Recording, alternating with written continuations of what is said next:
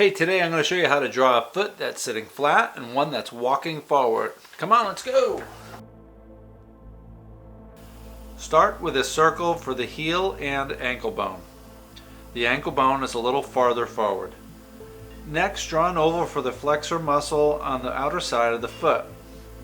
I draw smaller ovals for the big toe and little toe. Now you can accurately draw the metatarsal bones on the top of the foot, the ankle, and the lower leg.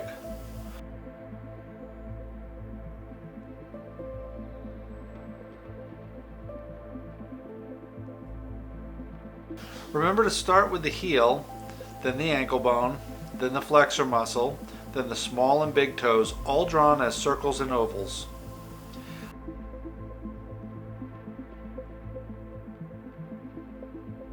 Let's draw the toes next. Small arrowheads for spots where the toes connect. Darken the toe that's closest to you, then work your way back, drawing the tips of the remaining toes.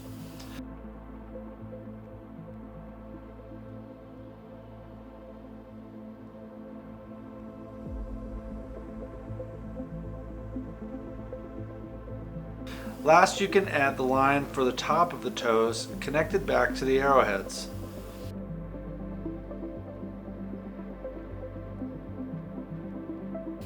Here I will speed draw the shading using hatching and blending.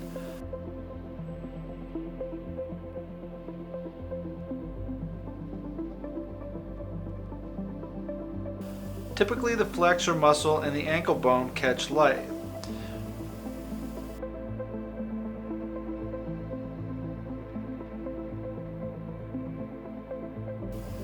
Here's a foot walking forward using the same formula.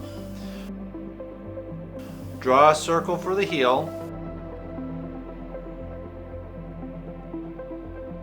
a circle for the ball of the foot, and ovals for the small and big toe.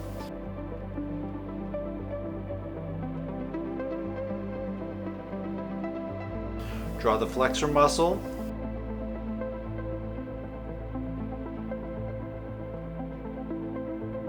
then add your ankle bone. Add lines for the metatarsals on top of the foot.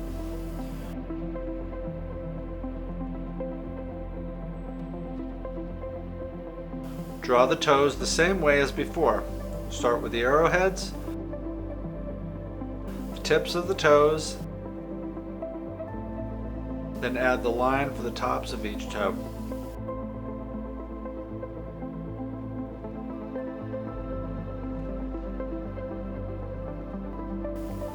You can adjust the angle of the foot depending on how far forward the person is walking. Everything pivots off of the ball of the foot here. By adjusting the ankle bone, heel, and flexor muscle forward or back will change the pose. Here's a speed drawing of how I adjusted the foot to come a little more forward.